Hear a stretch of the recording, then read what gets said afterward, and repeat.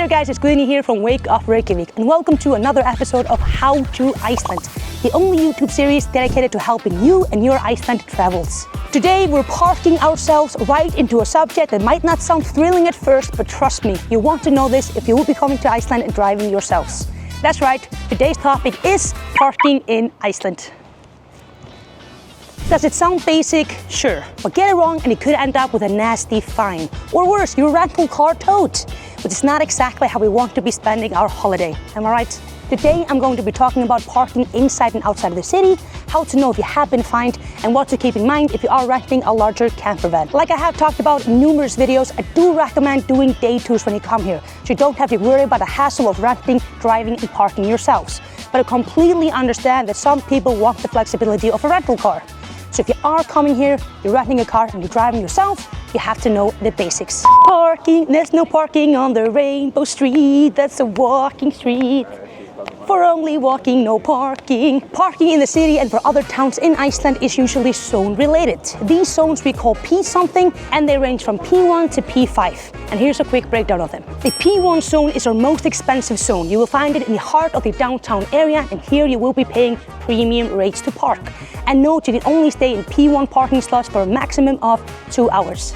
The P2 parking slots will offer you slightly better prices and they are still located pretty centrally. The P3 parking spots you will find more in the residential areas and they are definitely more budget friendly. P4 and 5 zones you won't really find in the city. They are by far the cheapest and often become free later in the day and on the weekends. This is not the case for all of them, however, so definitely double check before you park. So now you know the parking zones, but how do you pay for parking in Iceland? Well, to pay for parking you have 3 main ways. The first option is parking meters. What's that sound? Do you hear it? They are old school, but they're still around. These guys will accept Icelandic coins, credit cards and Apple Pay. And with this you can print out a physical ticket to place in your car, but if you write in your right license plate number, there is no need for that ticket. Now in all honesty, I find these guys a bit complicated to work, and I have 2 university degrees. So I usually go by the second option. Blowing in the wind. And that is the parking apps. Parka and Easy Park are by far the most popular parking apps here in Iceland, and they're super handy. They're super handy for parking, managing parking, and will even work. Oh my God, this bird is attacking me! Oh my God, it came so close. They're great for parking, to manage your parking, and they will even work by some landmarks outside of the city. And a quick tip from me that I use all the time.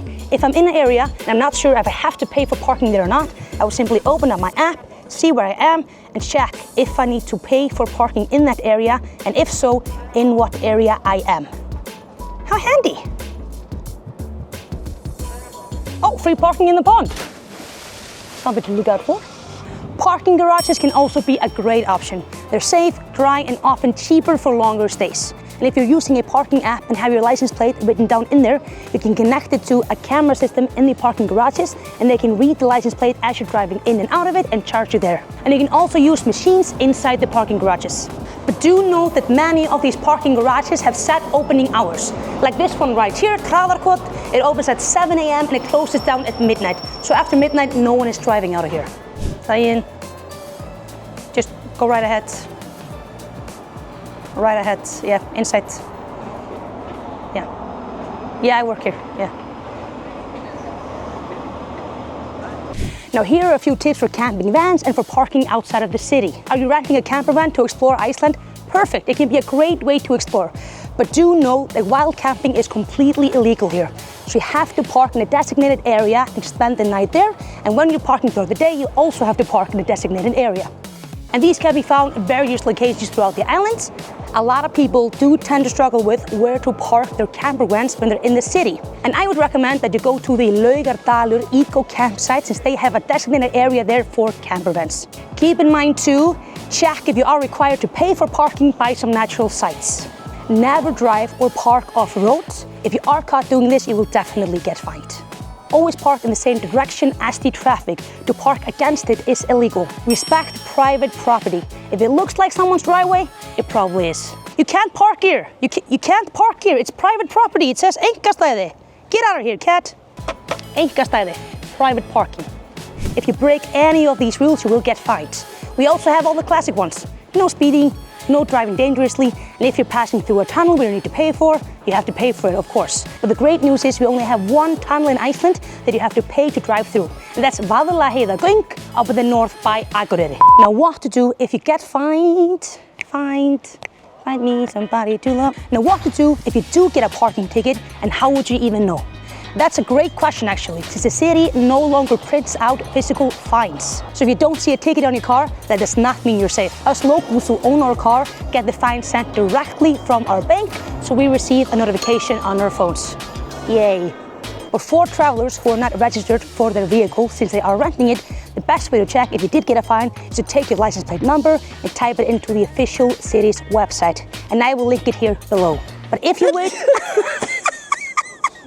Take it from the top. Oh, Dan's allergic to parking tickets, guys. You heard it here.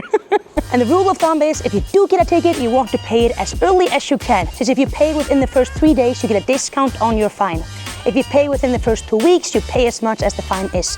But if you wait longer to pay, you will incur a late fee, and this can definitely be a large sum of money, depending on how much the original fine was.